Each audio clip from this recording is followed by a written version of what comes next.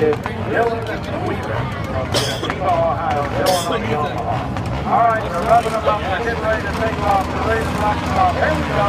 Oh, yeah. He's going. He's going to be sorry. Get on side. He's ready to go. It's like your first kiss with your girlfriend. Right in the line. He'll join the group. But right now, out in front, we'll get a number on him. Yeah, he's got him. It's not the binoculars now, but I can't see, so it doesn't really get good.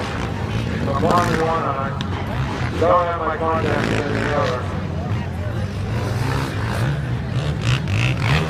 Here we go.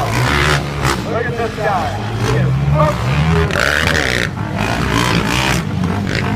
second rider, 7-4. 741. That would be Walt Williams from Ashtabula, Ohio. Walt Williams from Ashtabula, Ohio. He's going out front. He's our leader. This poor guy still running on